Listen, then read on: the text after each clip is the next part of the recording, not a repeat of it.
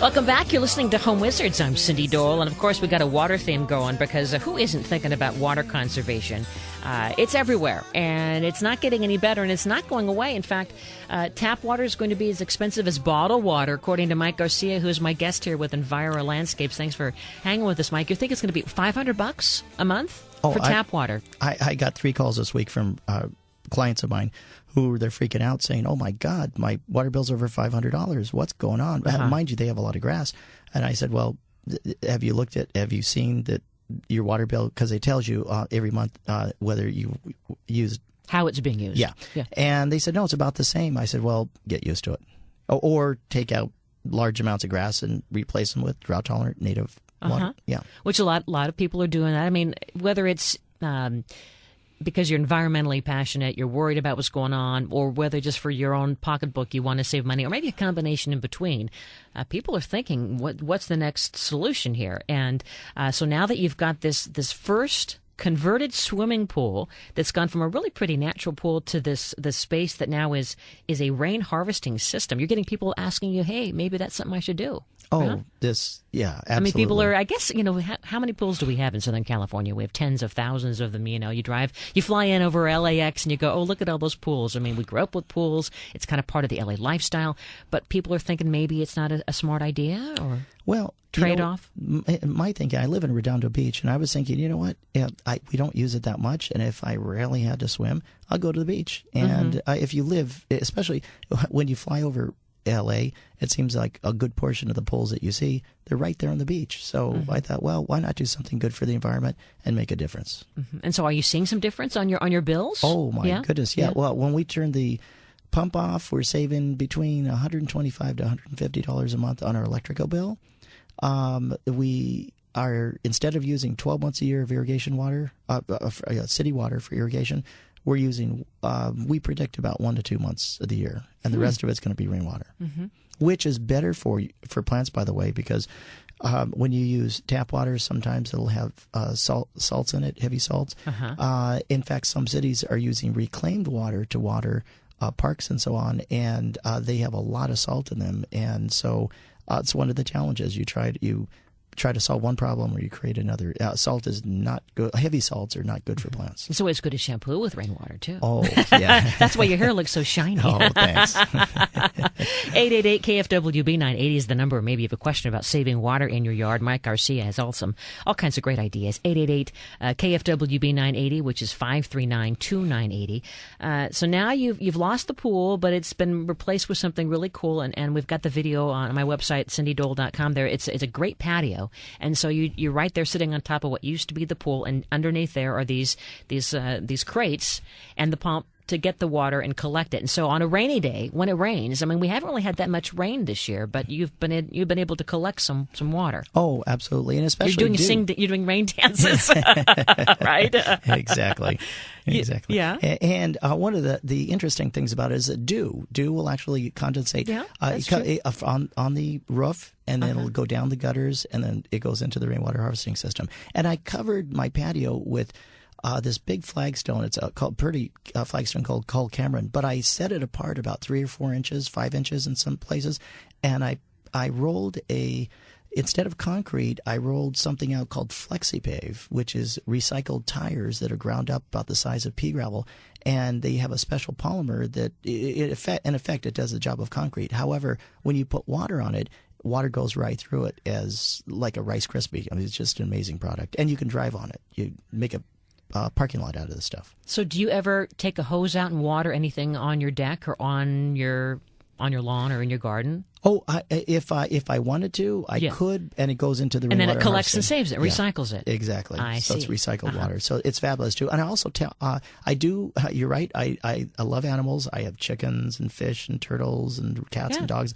One interesting thing is I have a huge koi pond, but I don't use city water. I use rainwater to replenish the pond, because every body of water that's open to the air does evaporate, but I fill it up with rainwater. So if you didn't have enough rainwater, let's say there was just, really, I mean, we're dealing with the drought right now, but let's say we really had a real drought. What would you do to replenish your harvest collection system so it would keep working for your irrigation and so forth? I do have it tied in because right now we're if everything goes right, which it has, we're looking at about 11 months out of the year that the rainwater harvesting is irrigating everything on the site. What about those other couple of months? And usually it's in summertime that it'll run out. We have it tied into city water, and there's a float toward the bottom. It's very similar to your toilet float. So if it gets too low, it'll fill up with tap water. So there's never any chance that things will die because they don't have any water. Mm-hmm. Very interesting. And all this is pardon the expression. We're on a water pun thing. This is all connected to your irrigation system, right? And is that on a timer? Yes. Yeah. I have it on a timer. I have my little 100 timer there. And then the boxes that we use, they look like old milk crates. They have a name. They're called Eco Rain tanks, and they're stackable. And so you can stack as many as you want. And the pump, the special Pro Eco pump that I like using, it's specially formulated for the drip irrigation, because you may have 200 feet of drip irrigation, so you need a pump that has a lot of pressure, not necessarily volume, but a lot of pressure. So that's what easily handles the job. Is it quiet? It's very quiet. Yeah. Good. Yeah. Because if you're sitting over it, you want to have a nice conversation. You're sitting over a glass of wine, and you hear this. Kind of spoils the mood. And then in terms of the rest of the water features that you have, I mean, this backyard of yours really could be on the cover of a magazine, and I know it has been featured in magazines and shows and so forth. And that's still sustainable and is saving water somehow. It seems like people would think that a pond would be wasting water, but explain why it's not. Well, that's a good question. Cindy, what's funny is in the world of landscaping and in pond building, it either seems that you make a decision that you're either going to be a landscaper or you're going to be a pond builder. And it seems that if you talk to a pond guy about irrigation, he's like, no, go in the yellow pages or Google landscaper. I don't do that. Or if you ask a typical landscaper about building a pond, it's like, no, I don't do that. They don't want to talk to you about pumps or anything. Our company just seems to be one of those rare companies that actually has integrated both. We do both well. So rainwater harvesting you need a little bit of landscape and a little bit of pond building, and it's integrating the two. And the interesting thing about it is when you do that, it's a system of a whole. And I know the United Nations has a definition on what sustainability is, and it's this long, drawn-out definition. I like to say that, to give people a definition that they're going to be able to walk away with and they'll remember. My definition of sustainability is this. Sustainability is living today without borrowing from tomorrow. So in my yard, for example, we actually do have I have a koi pond. But I also have a vegetable garden, and so when the koi waste falls to the bottom, because obviously they're animals, you feed them, they eat, they poop, and when they do, my special pond pump picks it up, it goes up to this big filter, and the filter, when it's ready, I flush it out into a big garbage can. I have a little pump on the bottom of that, and so imagine that. It's fresh fish fertilizer, and I turn my pump on and I fertilize my garden. It's just an amazing thing. So it's sustainability. Yeah, I mean the food in that water for plants, because we too have a pond, and it's just amazing how the cannas and all of those water thirsty and water thriving lilies and so forth. I mean, it's amazing how they double in size season after season. Because that's the nutrients in that water. Absolutely. And so in the old days, I used to not be as water conscious as far as plants go. Now I've really taken hold of the native world. And one of the things I've done is I've incorporated around this new part of the yard, the rainwater harvesting system, I've actually incorporated native plants, but I wanted to make it the most stunning flowers. I had some people over last night, and they're like, oh, my goodness, those are natives, drought tolerance? I said, yeah. They're like, wow, if we could do that at our yard, we'd go all native. So that's one of my missions and my goals, is to show people they can have their cake and eat it too, but you can have very low water usage yard, and it can be just as, in fact, more beautiful than any of your neighbors. So what were some of those plants? Could you name them? Sure. We have the euphorbias. I love the euphorbias. Yeah, the euphorbias. I'm really, really amazed with variegated plants. And so you can get variegated agaves. You can get variegated agapanthus. You can get variegated crown of thorns. In fact, the interesting thing about the crown of thorns is that it flowers all year long.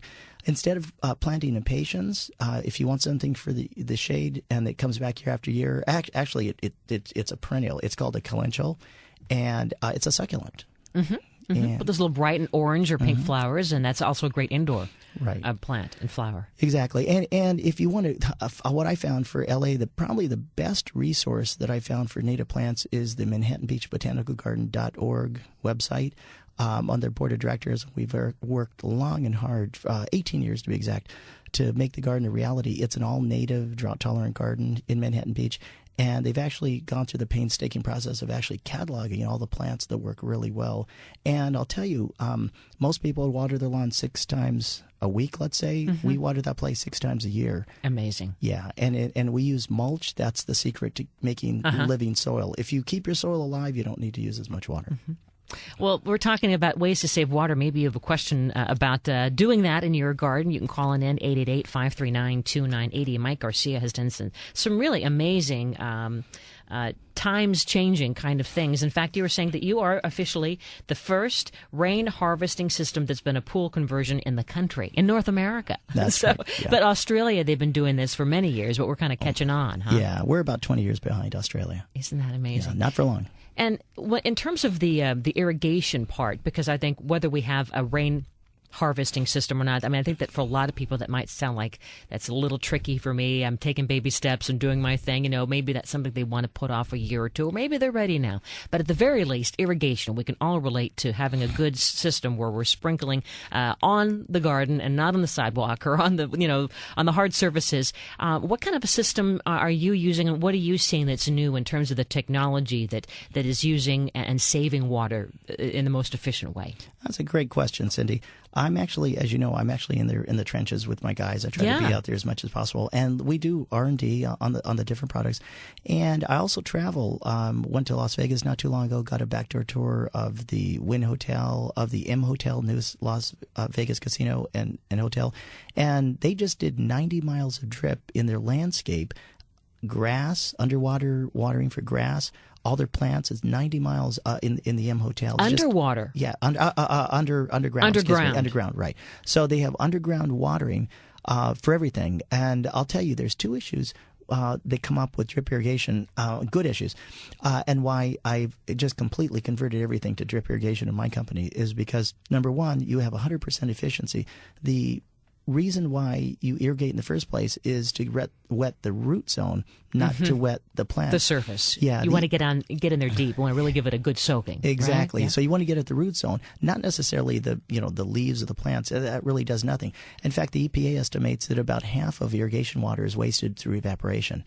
So with that being said, with drip irrigation, you get 100% efficiency. And then the other thing that you have to think about is runoff. And why is that such an important issue? Because, here in Los Angeles, we think about our ocean and how much value it brings to us as a city. Well, if the ocean gets polluted and you can't use it, it's funny, is I was at the beach the other day and some surfers had bacteria kits, and now they test the water. Are you serious? Yes. That's sad. Yeah. The statistic is about 300 million gallons of water, wastewater, makes it out to our Los Angeles County every single day. And so that's why it's important to have permeable paving, like this flexi pave, or to have rock gardens in your landscape, so that when it rains, it keeps all the moisture in the water on site. Because I think the one thing we have done as a modern society, we've done probably too well, is our drainage systems. Every time you pour something down the drain, it ends up in the ocean. Well, just imagine all the bird poop, all the pollution from the airplanes, the automobiles, chemicals, all that. The rain does a beautiful thing. It washes it all down, and then it goes out in the ocean. Mm-hmm. Well, I want to hear more about this underground irrigation system, because if they're doing it in Vegas, right? I mean, it stays in Vegas. We don't want it to stay there. We want it to come here for our garden. And they're using a lot of artificial turf, and you do some of that too with some of your landscaping, as well as some more smart water-saving techniques to make that yard of yours look like paradise. Oh, you got to look at the video and see this rain harvesting system, this pool conversion that Mike Garcia did. We're back in just a minute. You're listening to Home Wizards. Hope you're having a great Saturday. I'm Cindy Dole. The number is 888-KFWB 980. We're back right after this.